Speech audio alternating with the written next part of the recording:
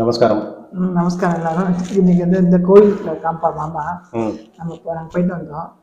விஸ்வரூப தரிசனம் பெருமாள் மன்னார்ல பார்த்துட்டு வந்தோம். ஈஜிபுரான்னு பெங்களூர் மகாவிஷ்ணுவோட விஸ்வரூப தரிசனம். ஸோ நான் இன்னைக்கு வந்து ஒன்று என்ன கேட்கணும்னா, போன வீடியோவில் கல்யாணம் அவசியமா அப்படிங்கிறது அவசியம் அப்படின்ட்டு செல்ஃப் டிசிப்ளினுக்கும் லைஃப் வந்து ஒரு ஸ்ட்ரக்சர்டு ஒரு வேல வர்றதுக்கு இந்த மேரேஜ் அப்படிங்கிற ஒரு அந்த விஷயம் வந்து ரொம்ப முக்கியம். எல்லாருக்குமே வந்து இன்றியமையாதது இந்த கல்யாண வாழ்க்கைங்க. ஸோ இப்போ வந்து சவாலை வந்து எப்படி சமாளிக்கிறேன்? இப்போ இருக்கிற சவால் வந்து நான் ஏற்கனவே இந்த போன வீடியோவில் சொன்ன மாதிரி நிறைய படித்து நிறைய சம்பளம் வாங்குறதுனால ஃபைனான்ஷியலி எல்லாருமே வந்து இண்டிபெண்ட்டாக இருக்கான்.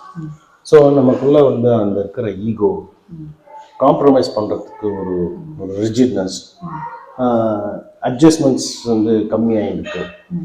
ஸோ இதை வந்து எப்படி சமாளிக்கிறது? இல்லை, நம்ம பேசுகிறோம், நம்ம தெரிஞ்சே சொல்கிறோம், யாரும் தப்பாக எடுத்துக்காங்க. ஆக்சுவலாக என்னன்னா, இப்போ வரப்போகிற குழந்தைகள் இருக்கு இல்லையா, இப்போ அடுத்த பேட்ச் வருவா இல்லையா, இப்போ கல்யாணத்துக்கு ரெடி ஆகிட்டு வரா இல்லையா, மேரேஜ் மார்க்கெட்டுக்கு. ஸோ அவளை வந்து ரொம்ப கான்சன்ட்ரேட் பண்ணணும்னு என்னோட ஒப்பீனியன் இருக்குது. 2 பேரும் தான் இப்போ அவளை மெயினாக எப்படி பண்ணணும் அப்படின்னு நான் நினச்சேன்னா, இப்போ குழந்தைகளுக்கு வந்து அந்த சோஷியல் மீடியாலேருந்து ஃப்ரெண்ட்ஸ்லேருந்து எல்லாமே நெகட்டிவ் தான். கல்யாணம் அப்படின்னா பெரிய பேர்டன் அப்படின்றது 2 பேருக்கும், பையன் பொண்ணுன்னு கிடையாது. பையனுக்கு வந்து பொண்ணோட அம்மா அப்படி இருக்கா, பொண்ணு வந்து இப்படி எதிர்பார்ப்பா, பொண்ணை தாங்கணும் அப்படிலாம் அப்படின்னு ஒரு நெகட்டிவ் கேரக்டர். இவாளுக்கு வந்து மாமியார் குடும்பக்காரால இருப்பா, நாத்தனார் இப்படி இருப்பா, அந்த மாதிரி ஒரு கேரக்டர் மைண்ட் செட் அப்படி ஆயிருக்கு. ஏன்னா அது வந்து சோஷியல் மீடியால ரொம்ப அப்படி காமிச்சு இப்படி இருக்கணும், தைரியமா இருக்கணும். யாரும் வந்து எப்படின்னா அப்போ எப்படி 5 விரல் ஒன்னா இருக்கா? இல்லை, சரி நம்மள மாதிரி இன்னொருத்தர் இருக்க மாட்டான். ஏதோ ஒரு ஸ்லைட் அட்ஜஸ்ட்மெண்ட்டோ ஏதோ ஒரு அண்டர்ஸ்டாண்டிங்கோ வரணும். அட்ஜஸ்ட்மெண்ட்டோட சொல்ல வேண்டாங்க, அண்டர்ஸ்டாண்டிங் வரணும். அது வந்து எப்படின்னா அந்த மெயினாக அந்த சோஷியல் மீடியா வந்து அதை பார்க்குறத வந்து குழந்தைகளை அவாய்ட் பண்ண வைக்கணும். அது ரொம்ப பெரிய சேலஞ்சு தான் அது. அதனால வளர்ந்த குழந்தைலேருந்து இதை பார்க்காது அதை பார்க்காது சொல்ல முடியாது நம்மளால.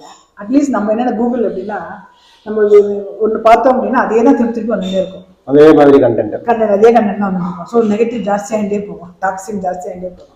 அதுக்கு என்ன பண்ணலாம்னா, ஒரு வாட்டி பார்க்கும்போது இந்த பேர் பாசிட்டிவ் வீடியோ அடிச்சது பேர் நல்லா இருக்கு பாரு அப்படின்னா, அட்லீஸ்ட் ஒரு பாசிட்டிவ் வீடியோ 4 வந்தால் கூட அட்லீஸ்ட் வந்து குழந்தைகளுக்கு வந்து சரி இப்படி இருக்கு அப்படி இருக்குன்னு ஒரு தோணும்.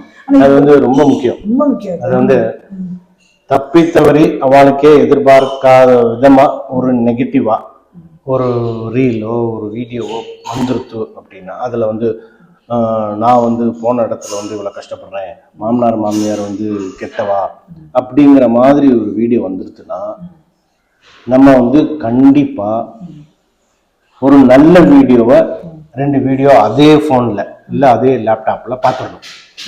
இல்லைன்னா நெகட்டிவ் அந்த கைண்ட் ஆஃப் வீடியோஸ் ரிப்பீட் ஆகிட்டே இருக்கும். ஸோ நம்மளுடைய டியூட்டி அது. ஒரு டாக்ஸிக் வீடியோ பப்ளிஷ் ஆகிடுது அப்படின்னா அது பார்த்து அது நம்ம பெருமையாக இன்னும் 4 பேர் அது மாதிரி போட்டு அதே தான் வந்துட்டே இருக்கு.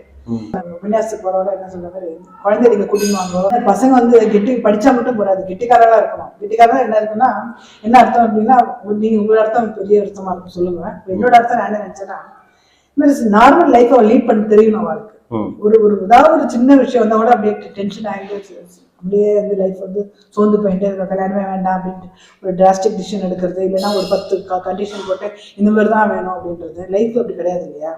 ஸோ அதுக்கெல்லாம் வந்து என்னன்னா, குழந்தையிலேருந்து நம்ம வந்து என்னதான் படிக்க வச்சு என்ன பண்ணாலும் கொஞ்சம் இந்த பக்தி விஷயத்தையோ பெருமாள்கிட்டையோ கோயில் கூட்டு போகிறது, இந்த உபன்யாசம் கேட்க வைக்கிறது, இந்த நல்ல வீடியோஸை பார்க்க வைக்கிறதுன்றது பண்ணோம்னா கண்டிப்பாக அடுத்த ஜென்ரேஷன் வந்து கொஞ்சம் நல்லா வந்துடும் அப்படின்றது.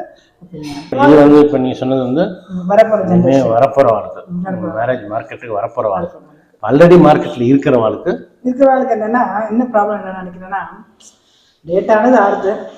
நமக்கு வந்து மெயினாக 3 ப்ராப்ளம் ஃபேஸ் பண்ணுறாங்க. என்னென்னா ஃபஸ்ட்டு இந்த ஜாதகம், அந்த நட்சத்திரம் அது வந்து பாதி அடிபட்டு போயிடுது. நல்ல பல்லா பொருந்திருந்தா கூட இந்த நட்சத்திரம் சரியில்லை, அந்த நட்சத்திரம் சரியில்லை, இது கட்டத்துக்கு அந்த கட்டம் சரியில்லைன்னா அதுலேயே பாதி போயிடுறது. அடுத்தது என்னென்னா ரொம்ப அழகா இருக்கணும் அப்படின்னு இருக்கிறாங்க. ஒன்று கொஞ்சம் கூட சாக்ரிஃபைஸ் பண்றது இல்லை. அழகு வந்து நிரந்தரம் இல்லை, பணம் நிரந்தரம் இல்லைன்றது அவளுக்கு. குணம் தான் நிரந்தரம்ன்றது வந்து நம்ம சொன்னோம்னா தப்பா எடுத்துக்கணும். சில பேர் தப்பா எடுத்துக்கலாம். எனக்கு குணத்தை வச்சு என்ன பண்றது மாமி அப்படின்னு கேட்கலாம். குணம் வந்து எப்படின்னா, குணம் தான் நிரந்தரமா இருக்கும் ஒரு மனுஷாளுக்கு. அதுதான் லைஃப் லாங் வந்து பீஸ்ஃபுல் லைஃப் வரப்போறது. பணமும் அழகும் வச்சு என்ன பண்ண போறாங்க? சரி, நல்ல குணம் அப்படிங்கறத வந்து எப்படி பார்க்கறது, எப்படி கண்டுபிடிக்கிறது? கண்ணன் குணம் அப்படின்னா ஒரு பையன் எடுத்துக்கலாம். பையன் அப்படின்னா பையன் வந்து அவன் வளரும் போது அவன் குடும்பத்தையும் சேர்த்து வளர்க்கறான்னு வச்சுக்கோங்களேன். அவன் தம்பி தங்கி அவன் அம்மா அப்பாவுக்கு அவன் வளர்ந்தனால அம்மா அப்பா தெரியல சில பேர்லாம் இந்த பையனாலும் நான் முன்னுக்கு வந்தோம் அப்படின்னு மாதிரி இருக்கும்போது அந்த மாதிரி திறமை இருக்கு, அம்மா அப்பாவோட நல்லா பேசலாம் அப்படின்னும் போது அதான் அந்த பையனை வந்து கண்ண முடியும் கல்யாணம் பண்ணிட்டுலாம். அவன் இப்போ சம்பளம் கம்மியாக இருந்தால் கூட நாளைக்கு கண்டிப்பாக நல்லா சம்பாதிப்பான். அது ஒண்ணு. அதே மாதிரி பொம்பளை குழந்தைகள் வந்து அம்மா அப்பாவோட தாத்தா பாட்டியோட அத்தை மாமா சித்தப்பாவோட எல்லாம் கூட வந்து ஆத்துக்கு வந்தவாட்டும் பேசுறாளா, அதுதான் குணம். நான் மட்டும் மூஞ்சி வச்சு ரூம்ல வச்சு நீ என்ன படிச்சு என்ன சம்பாதிச்சு ரூம்ல உட்காந்து என்ன பிரயோஜனம், வந்தவாளை வாங்குவோன்னு சொல்லி ஒரு நம்பர் சுத்தமோ காஃபி கொடுக்குறாளோ இல்ல பேசுறாளோ அது அந்த குழந்தையில வந்து நான் கண்டிப்பா வந்து அட்ஜஸ்ட் பண்ற குணம் கண்டிப்பா இருக்கும். கண்டிப்பா வந்து லைஃப் வந்து பீஸ்ஃபுல்லா போகும். அதுதான் முக்கியம். அது வந்து நான் சொல்றது எப்படி எடுத்துப்பான்னு தெரியல, நம்ம ஒப்பீனியன் சொல்றோம் நம்ம. ஸோ இந்த மாதிரி ஒரு அதுக்கு இம்பார்ட்டன்ஸ் கொடுத்தாலும் கல்யாணம் நிறைய நடக்கும். ஏன்னா அது வந்து அதனால நிறைய தேங்கி போயிடும். பணமா வேணும் குணம் வேணும், குணம் வேணும்னு கேட்கறது இல்லை, எல்லாரும் அழகு பணம் தான் போறோம் அப்படின்னு நினைக்கிறேன். அதனால அப்படியே தேங்கி போயிருக்கு அந்த ஜாதகம். மூணு விஷயம் வந்து அவுட்லுக், அப்பியரன்ஸ், இன்னொன்று வந்து கமர்ஷியல் ஆஸ்பெக்ட். இந்த மூணும் வந்து இப்போ இருக்கிறதுல ஓகே. இப்போ நம்மகிட்ட கார் இருந்தால் அவள்கிட்ட கார் இருக்குன்னு அவசியம் இல்லை, அவள்கிட்ட சைக்கிள் இருந்தால் கூட பரவாயில்ல. அந்த மாதிரி ரெண்டு பேருமே சைடு மாதிரி. நான் வந்து இப்போ 50% சொல்லல, ரெண்டு ஃபேமிலியும் அப்படிதான் எதிர்பார்க்குறேன். எனக்கு தெரிஞ்சு இப்போ நம்ம பார்க்கறது வந்து இப்போ நம்ம கெட்டிமேளத்தில் ஒரு 113 கல்யாணம் ஆயிருக்கு இல்லையா, இவாளெல்லாம் நான் பார்க்க பார்த்து பேசும் போதெல்லாம் தெரியுது. அவள் வந்து யாரும் இந்த அளவுக்கு இம்பார்ட்டன்ஸ் கொடுக்காம குணத்துக்கு ஃபேமிலி கொடுத்த வாழ்க்கை டக்குன்னு ஏதோ முடிச்சிடுறா. இல்லைன்னா என்னால் இப்படியே பார்த்துட்டு பொறுக்கிண்டு செலக்ட் பண்ணிட்டு அவாட்டு ஒரு ப்ராசஸ் வந்து அது வந்து பெரிய வேலையாக எடுத்து பண்ணிட்டு இருக்கா சில பேர். அது வந்து அவளுக்கு தான் வேலை காத்தாலேருந்து சாயந்தரம் வரைக்கும் இது மாதிரி ஜாதகத்தை இன்னைக்கு எந்த ஜாதகம் நிறைய பேர் வந்து வருஷக்கணக்காக பார்க்குறாங்க. ரொம்ப வருத்தமா இருக்கு. அவளும் பார்க்கும்போது அவளுக்கு எப்படி மைண்ட் செட் இருக்கோ தெரியல. நம்மளுக்கு வந்து எவ்வளவு டென்ஷனா இருக்குல்ல, எப்படி சீக்கிரம் வயசாகுது அந்த எல்லாமே அந்த போயிடுறது இல்லையா. அது டீனேஜ்ல கல்யாணம் பண்ணி குழந்தை டக்குன்னு செட்டில் ஆனா அது எவ்வளவு சந்தோஷம் பாக்குறதுக்கு, அது ஆள் அனுப்பது எவ்வளவு வருத்தமாயிட்டு இல்லையா. ஸோ வந்து கொஞ்சம் வந்து நம்ம சொல்றோம், நம்ம பாயிண்ட் ஆஃப் வியூல சொல்றோம், பட் அவளுக்கு என்ன பிரச்சனை இருக்கோ தெரியல. ஆனா இது கொஞ்சம் அதெல்லாம் பார்க்க வேண்டான்றது நம்மளோட ஒப்பீனியன். அதனால தேங்கி போறதுன்னு என்னோட ஒப்பீனியன். இந்த ஜாதகத்துல ஜாதகம் அப்படி கேட்டு இந்த சொன்னாங்க அந்த கோயில்புரத்துல பசங்க வந்து வெட்டின்னு சொன்னா கட்டின்னு வரணும். அந்த மாதிரி பசங்க வந்து வரத்துக்கு வந்து அது என்ன மீனிங் சொல்லுவீங்க?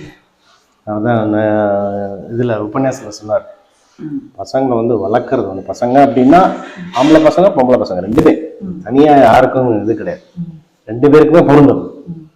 வளர்க்கறது வந்து எப்படி வளர்க்கணும் அப்படின்னா வெட்டிண்டு வா அப்படின்னா கட்டிண்டு வர்ற மாதிரி குழந்தைகளை வளர்க்கணும் அப்படிங்கிறார் விட்டல் தாஸ்ன்னு. நம்ம வந்து இப்போ 2 நாளைக்கு முன்னால போயிருந்தோம் கும்பகோணம் விட்டல் மகாராஜ். வெட்டின்னு வாடா கட்டின்னு வருவான் அப்படின்னு அர்த்தம் என்னன்னா, யாரு அப்பா அம்மாக்கோ யாருக்கோ ஆத்துல வந்து இன்னொருத்தர் மேல கோவம், அவனை போய் வெட்டின்னு வா அப்படின்னு சொன்னா திருப்பாவையில ஆண்டா சொல்லுவான், கூடாரை வெல்லும் சீர்கோவிந்தா, கூடாதவர்களையும் வெல்ற சீர்கோவிந்தா. சீர்கோவிந்தான்னா சிறப்பான குணங்களால அவளை திருத்தி அவளை நம்ம பக்கத்துக்கு எடுத்து வந்துருவான் கோவிந்தன்.